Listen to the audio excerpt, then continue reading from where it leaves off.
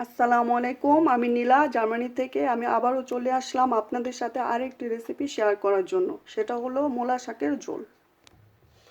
So এই ঝোলটার জন্য আমাদের লাগবে মূলা শাক। আমি কুচি করে আগে আগে থেকে কেটে রেখেছি। মূলা অ্যান্ড মূলার ডাঁটিগুলি আমি আলাদা করে রেখে দিয়েছি। লাগবে পেঁয়াজ কুচি, ছোট চিংড়ি। আমি চিংড়ি মাছের বেবি চিংড়িগুলি মাথাগুলো একসাথে পেস্ট করে নিয়েছি। এখানে আদা রসুন, ভাজা জিরা গুঁড়া, কাঁচামরিচ, এখানে মরিচ গুঁড়া, হলুদ গুঁড়া, স্বাদ মতো লবণ এবং পরিমাণ মতো তেল। প্রথমে আমি হাঁড়িতে তেল দিয়ে দিচ্ছি গরম হওয়ার জন্য। আমরা গরম হওয়া পর্যন্ত অপেক্ষা করব। তেলটা গরম হয়ে আসছে, এখন অ্যাড করছি পেঁয়াজ কুচি।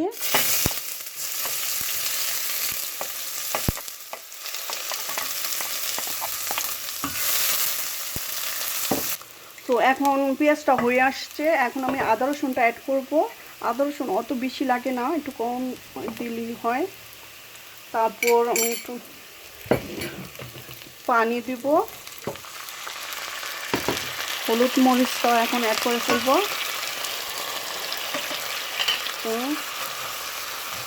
তারপর সাথে আমি লবণটা দিয়ে দিব। যেহেতু ঝোল সেহেতু লবণটা একটু বেশি লাগে, তাই একটু আমি বেশি পরিমাণে দিলাম।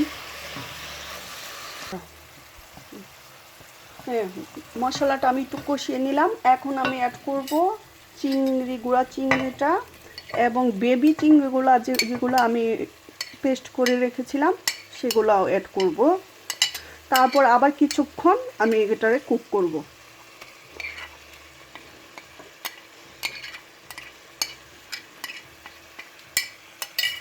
তো আমি আগেই বলেছি যার যার স্বাদ মতো মশলা ইউজ করবেন। কেউ একটু ঝাল খায়, কেউ আবার একটু কম ঝাল খায়, তাই আমি কোনো মশলার মাপগুলা বলি না, তাই আপনারা বুঝে শুনেই দিবেন। মাছগুলো আমি 2-3 মিনিট কুক করে নিলাম, এখন প্রায় হয়ে আসছে। এখন আমি মূলা আর মূলার ডাঁটিগুলো দিয়ে দেব।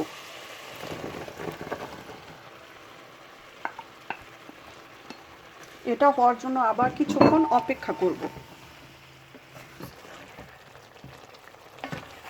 হ্যাঁ, মূলাগুলা প্রায় 50% হয়ে আসছে। এখন আমি শাকগুলা অ্যাড করব। তারপরে এটা আবার একটু কুক করব কিছুক্ষণ, 2-3 মিনিট। ঝোলটা প্রায় অনেক ভালো লাগে, আপনারা ট্রাই করবেন অবশ্যই।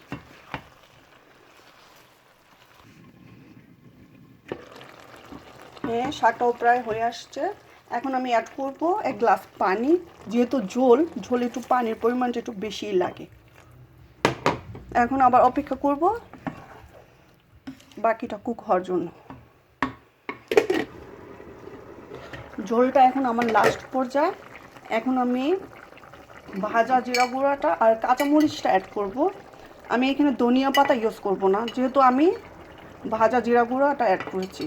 আর ভাজা জিরা গুঁড়াটা দেওয়ার কারণ মূলাতে একটু গন্ধ থাকে, যাতে গন্ধটা না আসে সেজন্য আমি ভাজা গুঁড়াটা দিয়েছি, জিরা গুঁড়াটা। এখন 1-2 মিনিট কুক করব, তারপরে আমার রান্না শেষ। আমার রান্না শেষ। আপনারা খেয়াল রাখবেন রান্নার সময় মূলাগুলা যেন গলে না যায়। আমি চিংড়ির পেস্টটা দেওয়াতে ঝোলটা খুব সুন্দর মাখা মাখা হয়েছে, খেতেও খুব ভালো লাগবে ইনশাল্লাহ। আপনারা ভালো থাকবেন, অবশ্যই আমার রেসিপিগুলো দেখবেন। যদি ভালো লাগে অবশ্যই লাইক দিবেন, কমেন্ট করবেন। অবশ্যই ইনশাল্লাহ আমি নেক্সট আপনাদের আরও কিছু রেসিপি দেখানোর চেষ্টা করব। আল্লাহ হাফেজ।